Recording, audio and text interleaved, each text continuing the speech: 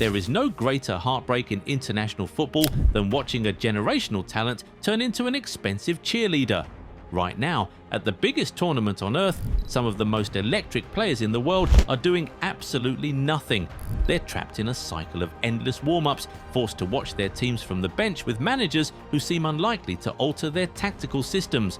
But here's the real kicker. None of these players had to be here. Because of their mixed heritage, every single one of them had a choice. They could have chosen the alternative route and instantly become the undisputed talisman of a nation. Instead, they chose the prestige of a heavyweight, only to find themselves completely forgotten when the games actually matter. Hey fam, this is your chance to build the jersey collection you've been waiting for. The Goal 90 bundle deal is live. Buy 2 jerseys and get 10% off. Buy 3 and get 15% off. Buy 4 and get a massive 25% off. Club kits, country kits, retro classics, pick your favourites and save big. And yes, every order comes with free worldwide shipping. The deal runs only until the end of May. Goal 90 bundle deal. Buy more, save more. Shop now at Goal 90 Shop. Take a look at how Thomas Tuchel has set up England during their opening group stage fixtures. While the three lines look fluid going forward, the tactical rigidity in deeper areas has completely isolated Kobbie Mainoo. After being one of the shining lights of Euro 2024, the Manchester United prodigy has spent the first 2 group games of this tournament entirely glued to the bench. Tuchel's blueprint leaves little room for dynamic, risk-taking young midfielders when he favours seasoned tactical discipline, meaning Mainoo is essentially a spectator.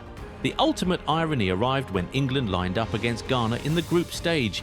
Born in England to Ghanaian parents, Mainoo was heavily recruited by the Black Stars before committing his international future. Had he chosen the land of his parents, he wouldn't be keeping a seat warm in Boston. He would have been the crown jewel of the Ghanaian midfield, running the tempo of the game and actively trying to dismantle the very England side that currently views him as a squad filler. That brutal reality of the English depth chart doesn't stop at the midfield line, as it extends directly into the back 4, where another elite talent is finding out how cold the international wilderness can be. Jarell Quansah broke into the senior England setup following an impressive developmental curve, but at 23 years old, his immediate international career has hit a massive block. With established central defenders blocking his path, Quansah's role at this tournament is purely ceremonial.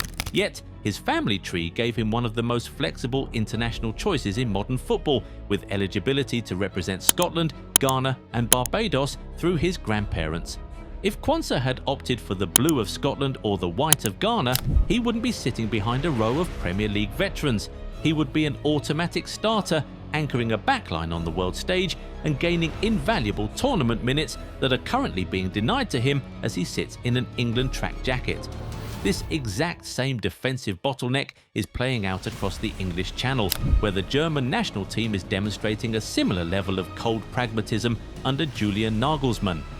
Malik Thiaw entered the tournament cycle with the reputation of a modern, aggressive defender capable of playing at the absolute highest level. Instead, he's discovered that Nagelsmann has a definitive hierarchy, and Thiaw is nowhere near the top of it.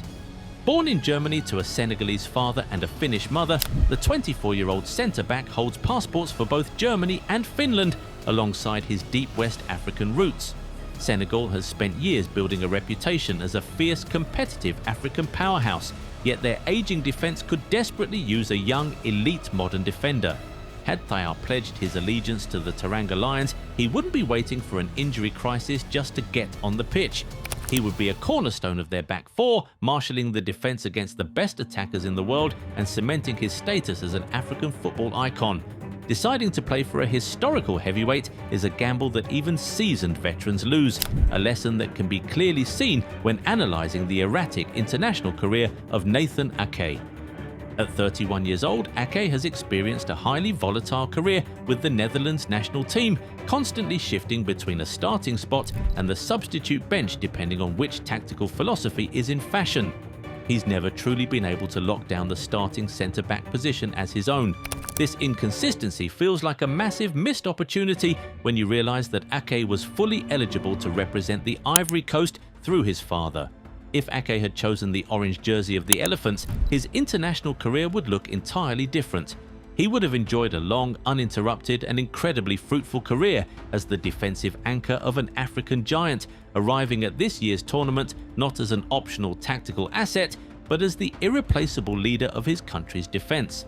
The tragedy of a compromised international career becomes even more profound when a player waits nearly a decade for a call-up, only to realize they are merely filling a quota.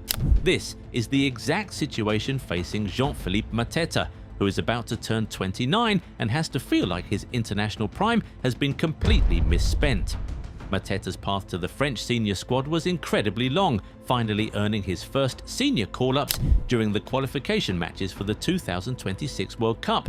But with Deschamps possessing an embarrassingly stacked attacking lineup featuring the likes of Mbappe and Marcus Thuram, Mateta has been brought along simply to fill out the 26-man squad roster. His father was a professional footballer from the Democratic Republic of Congo, a nation where Mateta would have been treated like royalty.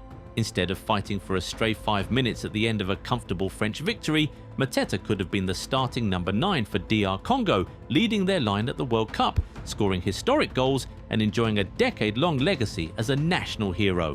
When the attacking talent pool is that deep, even the most glittering young prospects in Ligue 1 are reduced to brief, meaningless cameos.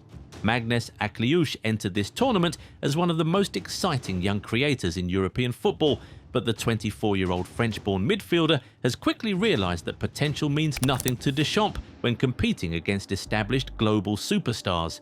So far, Akliouche's entire tournament contribution consists of a brief late-game cameo against Iraq just to register his tournament debut.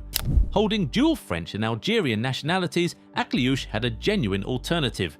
The Algerian national team thrives on technical, creative wizardry, and he would have been given the keys to their entire attacking engine.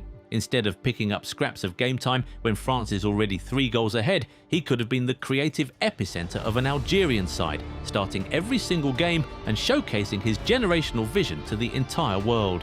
The roadblock in the French attack doesn't just affect traditional central players, it completely suffocates versatile mavericks who need freedom to truly flourish. Rayan Cherki is a prime example of a footballer whose natural talent demands a team built entirely around his specific skill set. At 22 years old, Cherki technically has time on his side to eventually break into the French starting 11, but the harsh reality of this tournament shows he's currently light years away from a starting spot. He's been relegated to a pure impact substitute, coming off the bench in both group games to chase tired defenders. His international eligibility is a fascinating mix, as he was fully cleared to play for France, Algeria or Italy due to his mother's Algerian roots and his father's Italian heritage. If Cherki had chosen to embrace his Algerian descent, he wouldn't be playing the role of a luxury substitute. He would be their undisputed star player, starting meaningful World Cup fixtures, dictating the tempo of the attack, and generating the kind of international legacy that a 5-minute appearance for France can simply never provide. These 7 players represent the ultimate gamble of international football. They chose the path of highest resistance, chasing the dream of winning trophies with global superpowers, but the cost of that choice is now being paid in real time. They sit in the dugout watching the prime years of their international careers tick away in the shadows, knowing that a single different decision could have transformed them from forgotten squad players into national heroes. Do you know anyone else we left off this list? Let us know in the comments. Remember to leave a like on the video if you enjoyed it and subscribe to the channel. Also, be sure to turn on post notifications so that you never miss out on any new videos. See you next time. Bye.